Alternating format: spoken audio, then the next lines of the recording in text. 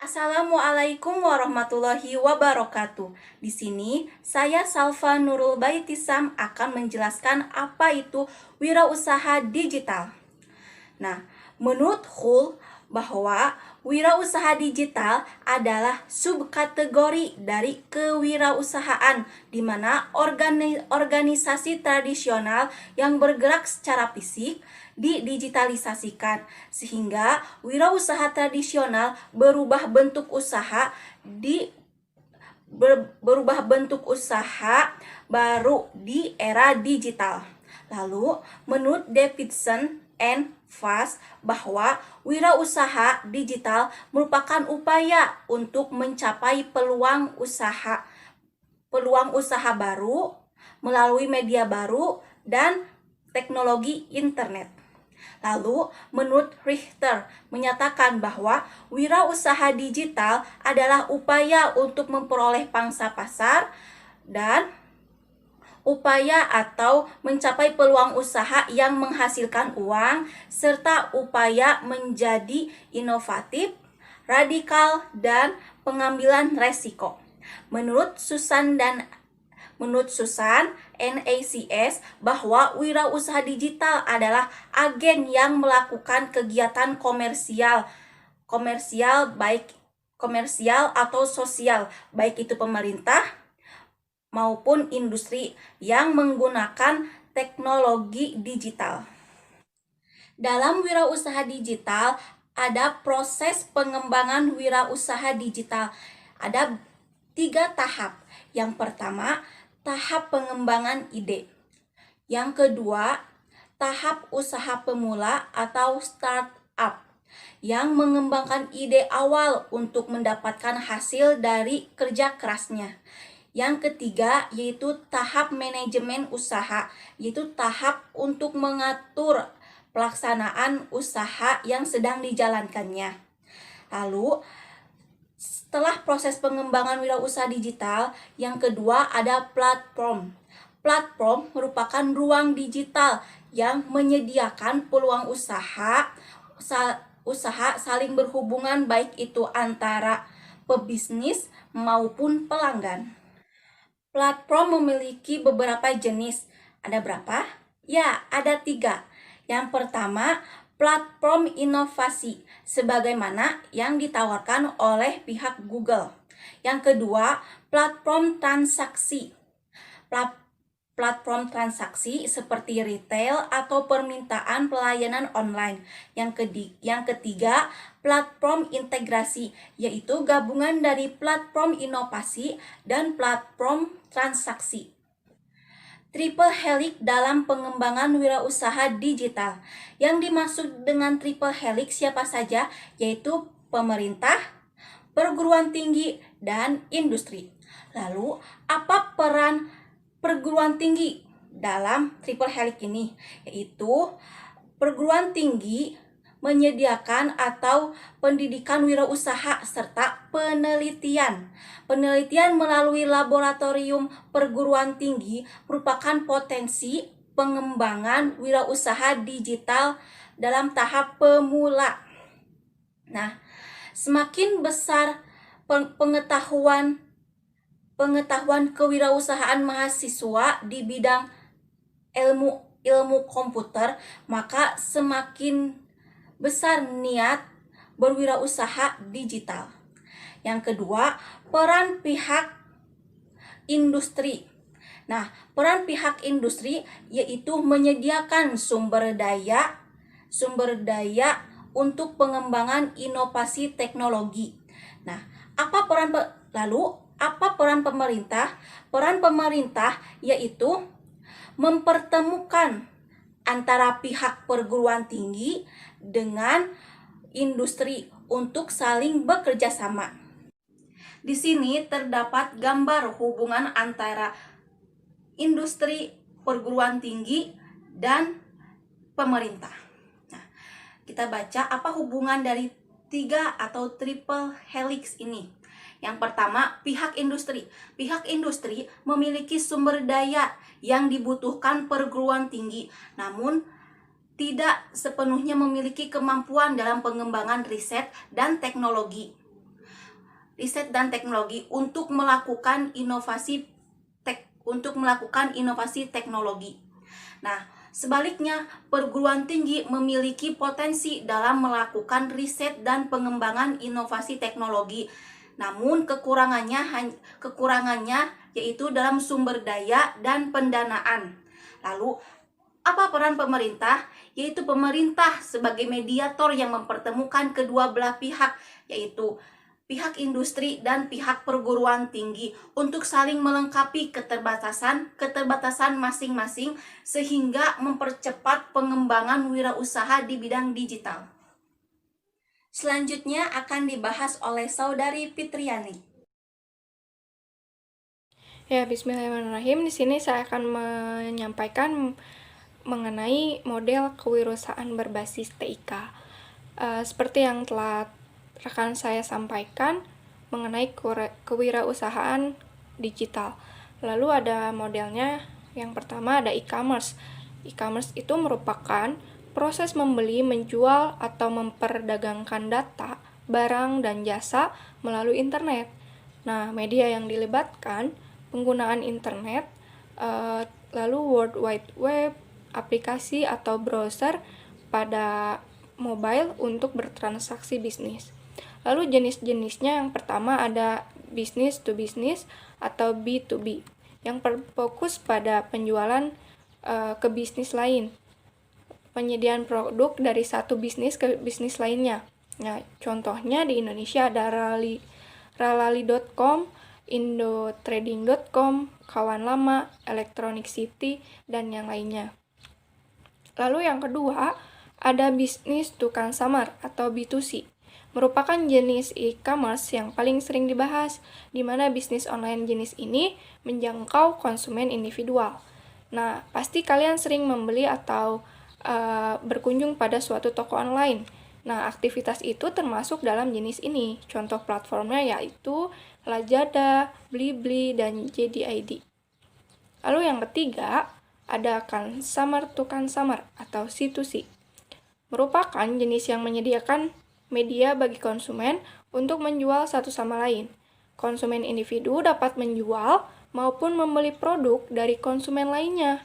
Nah, dengan bantuan pembuatan pasar online atau platform yang contohnya seperti Tokopedia, OLX, Bukalapak, dan Kaskus.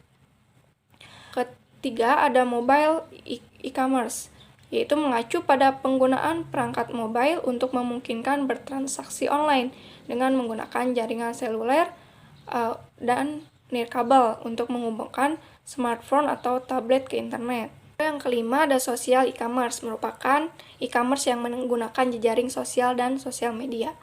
Pertumbuhan sosial e-commerce didorong oleh sejumlah faktor, termasuk meningkatnya popularitas sosial, notifikasi jaringan, kolaborasi alat belanja online, pencarian sosial toko virtual di Facebook, Instagram, Pinterest, YouTube, dan situs jejaring sosial lainnya. Lalu, proses sosial e-commerce ini melibatkan penggunaan aplikasi pengolahan pesan seperti WhatsApp, Facebook, Messenger, dan Telegram, dan lain-lainnya sebagai media berinteraksi antara penjual dengan konsumen. Lalu yang keenam, ada local e-commerce, merupakan bentuk e-commerce yang berfokus untuk melibatkan konsumen berdasarkan lokasi geografis. Nah, pedagang lokal menggunakan berbagai teknik pemasaran online untuk mendorong konsumen ke toko mereka. Local e-commerce ini adalah perpaduan dari mobile e-commerce, social e-commerce, dan local e-commerce yang didorong oleh banyaknya minat terhadap layanan on-demand lokal, seperti Uber dan Gojek. Lalu, pembahasan yang kedua ada startup. Startup diartikan sebagai perusahaan rintisan atau perusahaan baru yang sedang dikembangkan. Nah, ada beberapa ciri bisnis startup. Yang pertama ada baru lahir, di mana perusahaan rintisan artinya perusahaan ini harus merupakan perusahaan yang baru lahir dan akan berkembang. Startup digunakan untuk bisnis yang tengah menunggu waktu untuk tumbuh besar dengan berbagai usahanya. Lalu yang kedua ada sumber daya minimal. Karena startup adalah bisnis rintisan, bisnis ini umumnya hanya memiliki jumlah pegawai yang sedikit. Bahkan, perusahaan startup bisa saja hanya dibangun oleh satu orang saja. Lalu yang ketiga, multitasking. Multitasking adalah kemampuan seseorang untuk mengerjakan lebih dari satu spesifikasi tugas. Nah, para pelaku startup ini pada umumnya dituntut memiliki kemampuan multitasking. Dilakukan demi penghematan biaya, pengeluaran sumber daya manusia. Lalu yang keempat, pendapatan terbatas. Hal ini wajar jika perusahaan rintisan memiliki jumlah pendapatan yang terbatas, atau malah belum menghasilkan pemasukan. Startup biasanya dibangun untuk bisa bertahan dengan ide-idenya, lalu akan berupaya mencari investor dengan tawaran bisnisnya yang sudah mapan dan penuh daya tarik. Lalu, ciri yang kelima ada IT base. Startup lebih sering dikaitkan dengan pemanfaatan teknologi. Jadi, perusahaan disebut startup apabila menggunakan atau memanfaatkan teknologi untuk kegiatannya atau berdasarkan pada teknologi informasi. Lalu yang keenam, website untuk beroperasi. Perusahaan startup pasti mempunyai website atau situs. Situs ini yang dimanfaatkan untuk menjangkau pasar atau penggunanya. Entah barang atau jasa yang ditawarkan bersifat nyata, abstrak, tapi untuk bisa meraih pasarnya, startup memanfaatkan jalur internet dan website. Lalu, pembahasan yang ketiga ada UMKM atau usaha mikro, kecil, dan menengah. Yang merupakan hal yang baru dalam kegiatan atau aktivitas perniagaan. UMKM ini bergerak dalam hal perdagangan, di mana dalam hal ini menyangkut pada aktivitas atau kegiatan berwirausaha. Nah, pemakaian teknologi informasi atau IT dalam memasarkan produk UMKM telah berhasil dikembangkan oleh sejumlah negara seperti Cina, Jepang, dan India. Menurut hasil survei juga, penggunaan IT di kalangan UMKM ini telah menghasilkan peningkatan pendapatan yang signifikan. Nah, UMKM perlu memanfaatkan TIK untuk meningkatkan daya saing perusahaan, mengingat di era globalisasi ini, arena persaingan menjadi sangat kompetitif dan bersifat global atau mendunia. Usaha kecil dan menengah harus mampu bersaing di tengah persaingan. Untuk itu diperlukan strategi untuk meningkatkan daya saing perusahaan. Aplikasi digital dapat memberikan keuntungan pada proses dan transaksi bisnis, baik secara internal maupun eksternal. Meningkatkan informasi dan pengetahuan di bidang tersebut untuk mengelola perusahaan dapat mengurangi biaya transaksi. Lalu meningkatkan kecepatan transaksi antar bisnis, begitu juga antar bisnis dan pelanggannya. Nah, penggunaan TIK di kalangan UMKM ini masih sangat terbatas. Ada beberapa alasan minimnya aplikasi di bidang ini. Alasan utamanya adalah UMKM memiliki modal terbatas sehingga kemampuan untuk membeli juga terbatas. Lainnya beberapa UKM masih ragu berinvestasi karena belum begitu mengerti tentang teknologi. Di samping itu juga memiliki sumber daya manusia yang kurang untuk mengaplikasikan teknologi tersebut. Nah, kebijakan penerapan teknologi informasi dan komunikasi ini khususnya harus bersifat sistematis, integratif, dan menyeluruh. Dalam artian didukung dengan kerangka kerja yang menitik beratkan pada proses, berorientasi pada kebutuhan dan karakteristik usaha, serta penetapan target keberhasilan kegiatan yang dilakukan. Internet marketing adalah proses pembentukan dan pemeliharaan hubungan dengan konsumen melalui kegiatan online dengan memfasilitasi pertukaran ide, produk, dan jasa yang memuaskan untuk kedua pihak. Terima kasih. Halo, nama saya Dara. Materi selanjutnya yang akan saya bahas ialah faktor yang mempengaruhi minat wirausaha berbasis TIK. Sebelumnya, apa sih kewirausahaan berbasis TIK? Kewirausahaan berbasis TIK adalah kombinasi dari seluruh aktivitas marketing yang dilakukan dengan menggunakan media elektronik atau internet. Lalu, faktor-faktor yang mempengaruhinya itu ada dua. Yang pertama, faktor internal. Yang kedua, faktor eksternal. Oke, faktor internal terlebih dahulu. Menurut Widianto 2016, faktor internal sangat berpengaruh signifikan terhadap intensi kewirausahaan. Nah, menurut Widianto, ada 7 faktor internal yang dapat mempengaruhi. Yang pertama ada LOC, Locus of Control, atau yang biasa disebut letak kendali. Letak kendali itu apa sih? Variabel kepribadian yang berkaitan dengan harapan seseorang terhadap kemampuan untuk mengontrol peristiwa-peristiwa dalam kehidupan. Nah, LOC itu sangat berperan penting untuk menggerakkan aktivitas seseorang dalam merespon lingkungan bisnis.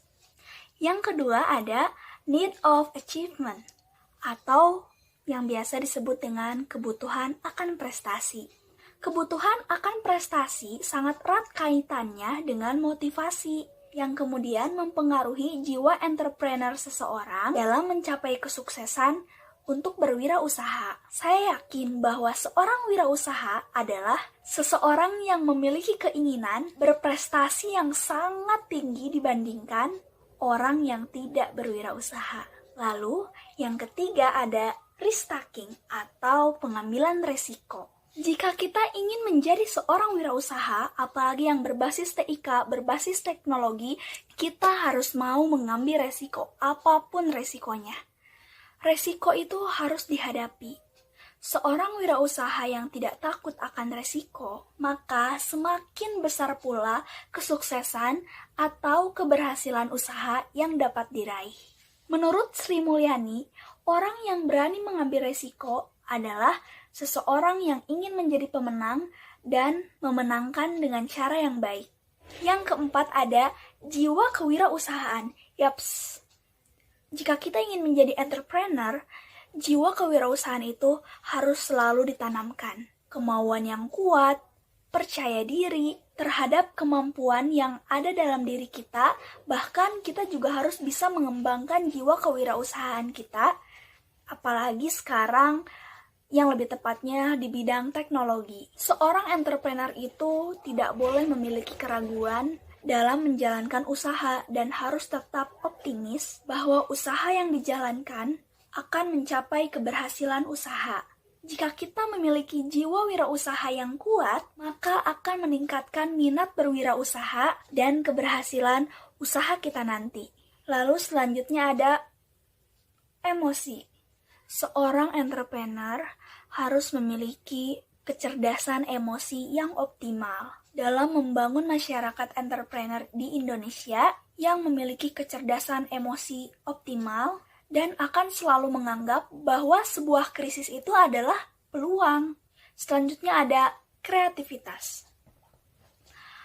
Mau usaha kita yang seperti apapun, kreativitas itu harus ditanamkan dalam otak kita, dalam diri kita.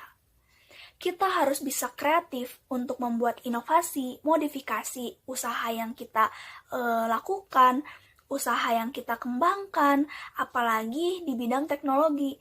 Kita harus pandai-pandai cara memasarkan produk kepada sosial media nantinya. Yuk, mulai dari sekarang kita berimajinasi atau memikirkan bagaimana cara meningkatkan kreativitas kita untuk wirausaha kita nantinya. Dan yang terakhir ada inovasi. Menurut analisa saya, jika kita berwirausaha tanpa adanya inovasi, sepertinya wirausaha kita tidak akan berkembang dan tidak akan bertahan lama. Hal ini disebabkan karena kebutuhan, keinginan, dan permintaan pelanggan yang berubah-ubah. Setelah kita membahas faktor internal, selanjutnya yang kedua ada faktor eksternal. Faktor eksternal yang akan saya bahas, pertama ada lingkungan keluarga. Menurut ALMA 2007, lingkungan keluarga adalah faktor yang sangat penting dalam pembentukan minat untuk menjadi wirausaha. Keluarga merupakan sosialisasi primer yang menjadi pembentuk kepribadian seseorang, termasuk di dalamnya minat dalam berwirausaha, sehingga keberadaan lingkungan keluarga dalam pembentukan minat berwirausaha menjadi sangat penting. Nah, menurut analisa saya juga, bahwa yang dilakukan oleh orang tua kita dapat mempengaruhi minat terhadap jenis pekerjaan kita di masa yang akan mendatang, termasuk berwirausaha tadi. Cara orang tua dalam meraih suatu keberhasilan dalam usahanya merupakan modal yang baik untuk melatih minat dan kecakapan yang berhubungan dengan pekerjaan yang diingini oleh anak. Selain itu, orang tua juga bisa menjadi pembimbing kita nantinya untuk menjuruskan minat kita itu kemana sih, gitu. Walaupun hak anak tidak semuanya harus dimiliki oleh orang tua, tapi orang tua juga harus bisa memotivasi anak, mengarahkan anak untuk menjadi yang lebih baik, khususnya dalam pekerjaan nantinya, atau termasuk berwirausaha. Lalu yang kedua ada lingkungan sosial ekonomi. Lingkungan sosial ekonomi juga mempengaruhi minat seseorang dalam berwirausaha loh, apalagi berbasis teknologi. Jika kita akan melakukan wirausaha yang berbasis teknologi, kita juga harus tahu sasaran atau ekonomi seseorangnya itu seperti apa. Kita juga harus bisa menentukan suatu harga yang cocok untuk sasaran kita nantinya. Sekian dari saya, silahkan untuk dilanjutkan materi selanjutnya. Dadah! Selanjutnya ada tips menjadi seorang wirausaha digital nih. Bagi teman-teman yang mau jadi seorang wirausaha digital, di sini Feni bakalan bagiin tips-tipsnya. Penasaran? Yuk kita lihat! Teman-teman, tipsnya ini dibagi 3 poin. Yang pertama yaitu memahami selak-beluk wirausaha digital. Lalu yang kedua menggali ide bisnis dan prinsip berbisnis. Dan yang ketiga yaitu membuat studi kelayakan usaha. Pertama yaitu memahami selak-beluk wirausaha digital. Jadi teman-teman sebelum melakukannya berbisnis, teman-teman harus tahu dulu wirausaha digital itu apa. Jadi wirausaha digital itu usaha yang berhubungan dengan teknologi. Jadi teman-teman berbisnis atau usaha dengan menggunakan teknologi. Nah teman-teman selain menggunakan teknologi, ternyata wirausaha digital ini teman-teman harus mempunyai ide atau inovasi yang kreatif dan berbeda, sehingga bisnis teman-teman bakalan terlihat menarik di kalangan masyarakat, seperti itu. Kedua yaitu menggali ide bisnis dan prinsip berbisnis, yang dimana dibagi 2 teman-teman. Yang pertama ada mengidentifikasi ide bisnis, dan yang kedua ada prinsip dasar berbisnis.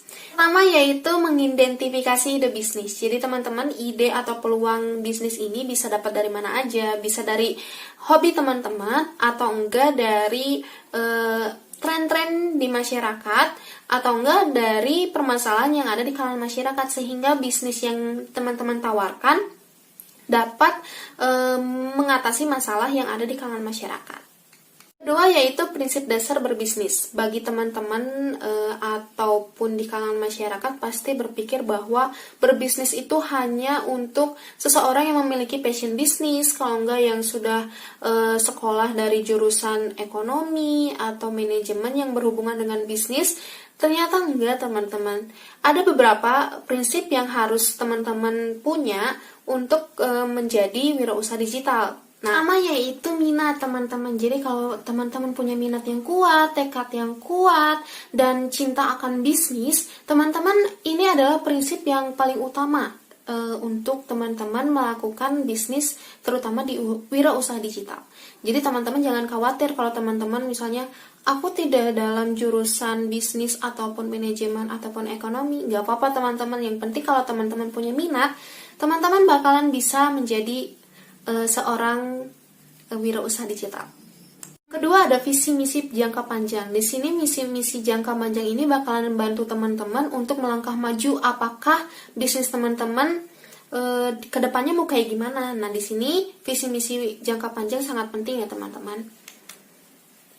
Yang ketiga ada kepemimpinan. Jadi teman-teman, sikap kepemimpinan ini sangat penting loh bagi teman-teman yang sedang menjalankan usaha atau bisnis. Kenapa? Karena dengan sikap kepemimpinan ini teman-teman dapat menjaga kesemangatan teman-teman untuk melakukan bisnis tersebut. Selain itu juga bagi teman-teman yang mempunyai karyawan, pasti sangat dibutuhkan sekali sikap kepemimpinan ini. Sehingga kerjasama antar karyawan dengan teman-teman akan terjalin dengan baik dan bisnis pun akan berjalan dengan baik. Yang keempat ada jaringan atau relasi. Nah teman-teman, sebelum melakukannya usaha, teman-teman harus mempunyai relasi atau jaringan dengan mitra lain atau seorang wirausaha yang lainnya. Kenapa? Karena jika teman-teman membutuhkan modal, maka dengan menggunakan relasi atau jaringan yang teman-teman punya akan sangat membantu sekali. Dan selain itu juga, jika teman-teman mempunyai masalah di bisnis, dengan adanya jaringan atau relasi ini sangat dibutuhkan.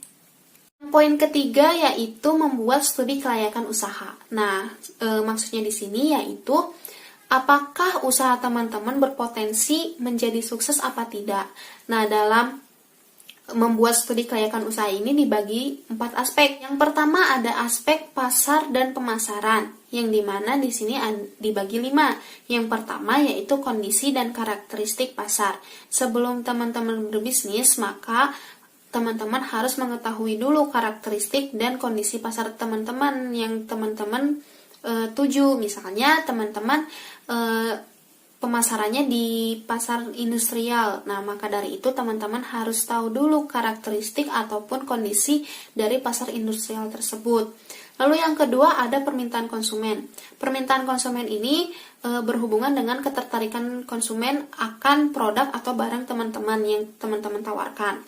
Nah, biasanya konsumen ini tertarik dengan yang berhubungan dengan harga barang, lalu selera konsumen atau di kalangan masyarakat, dan juga ketersediaan stok.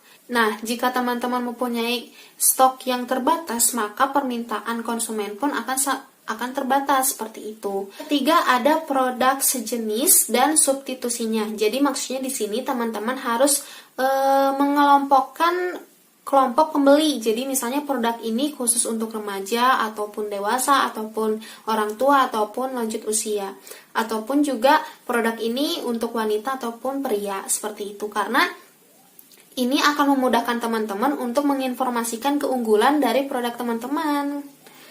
Keempat ada harga pasaran dan daya beli konsumen. Nah, di sini teman-teman harus tahu dulu apakah produk teman-teman ini harga pasarannya berapa kayak gitu. Lalu daya beli konsumennya juga teman-teman harus tahu. Nah, di sini Penny mempunyai suatu platform atau aplikasi yang dimana teman-teman dapat lihat apakah produk yang lagi tren di kalangan masyarakat, yaitu Google Trend. Jadi teman-teman bisa melihat Google Trend sehingga teman-teman dapat mengetahui apa produk yang lagi dibutuhkan atau yang lagi sedang tren di kalangan masyarakat.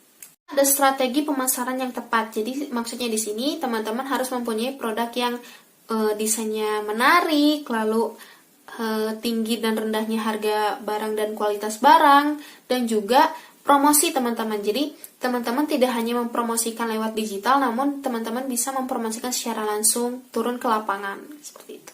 Ada aspek teknis dan produksi. Nah, aspek teknis dan produksi ini teman-teman harus mengembangkan produk teman-teman secara rutin agar masyarakat atau di kalangan masyarakat selalu tertarik akan produk yang teman-teman tawarkan.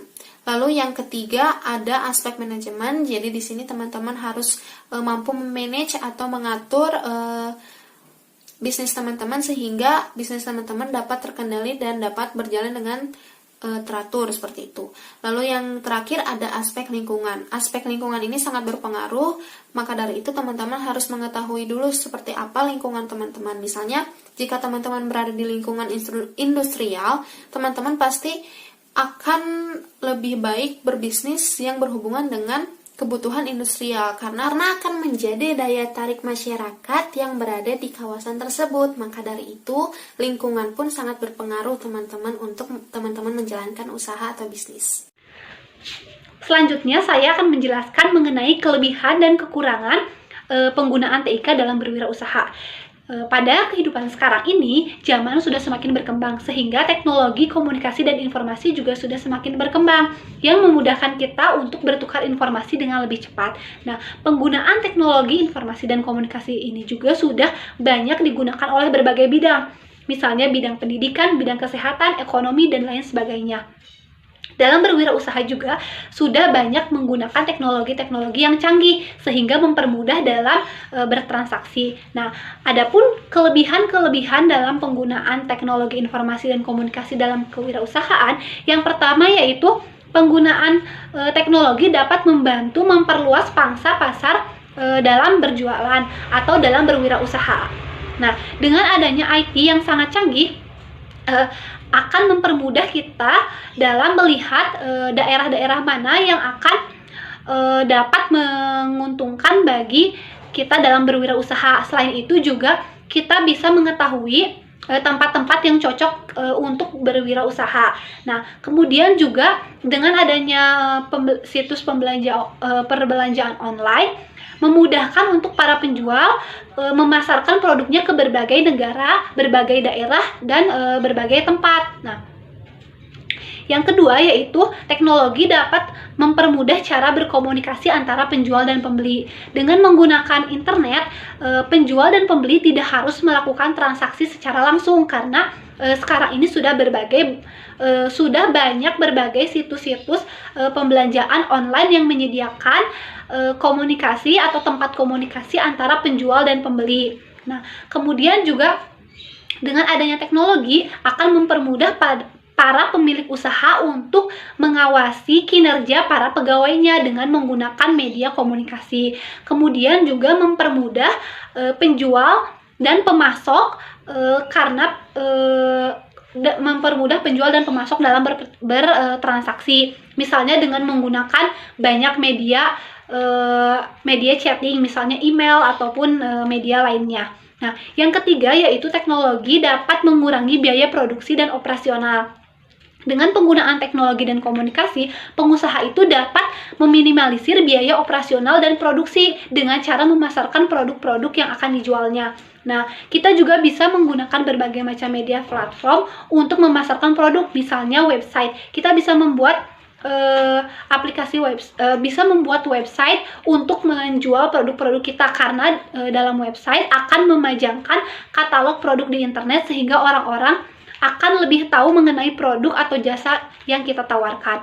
Kemudian munculnya e-commerce atau yaitu situs perdagangan yang dilakukan secara online dengan menggunakan internet, sehingga seseorang ketika akan melakukan transaksi bisa dengan menggunakan internet. Nah, e-commerce juga berfungsi untuk promosi usaha dan penjualan barang dengan metode pembayaran yang dilakukan menggunakan internet banking, SMS banking, ataupun transfer.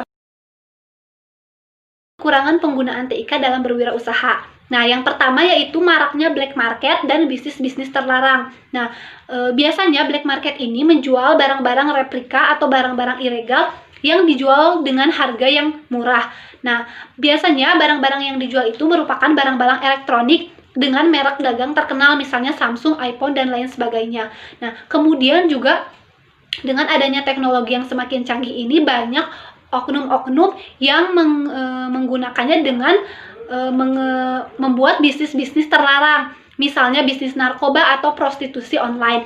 Yang kedua yaitu terjadinya penipuan dan pembobolan. Nah, pada transaksi online itu akan sangat banyak penipuan. Salah satunya seperti online shop. Banyak sekali orang-orang yang tertipu oleh online shop karena mereka itu sudah transaksi tetapi barangnya tidak pernah datang dan penjualnya tiba-tiba menghilang. Selain itu juga orang-orang banyak yang tertipu karena barang yang ada tidak sesuai dengan gambar yang ditampilkan.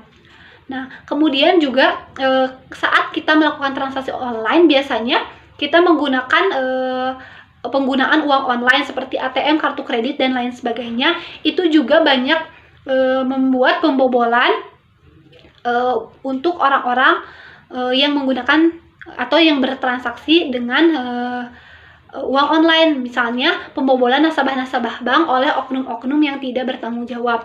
Yang ketiga yaitu terjadinya penjiplakan hasil karya orang lain. Karena teknologi yang semakin canggih ini, banyak sekali orang-orang yang tidak bijak dalam menggunakan teknologi. Salah satunya yaitu plagiat atau penjiplakan. Nah, dalam bisnis online ini banyak orang-orang yang menjiplak gambar tanpa mencantumkan sumbernya. Nah, sehingga banyak orang-orang yang tertipu dari gambar tersebut karena saat membeli barang hasilnya tidak sesuai dengan yang ada di gambar. Nah, yang keempat yaitu kurangnya keamanan dalam menyimpan data. Nah, pada saat kita melakukan belanja online, biasanya kita diminta untuk memasukkan data-data pribadi kita. Nah, tetapi dengan teknologi yang canggih itu tidak menjamin keamanan data-data kita 100%. Nah, ini yang menjadi perhatian bagi kita untuk selalu waspada. Dan ini juga akan menjadi warning bagi perusahaan yang memiliki web resmi untuk berhati-hati dalam menyimpan data penting. Nah, terutama seperti annual report dan data-data penting lainnya. Karena bukan hanya dihack saja, tetapi data-data kita itu bisa dicuri.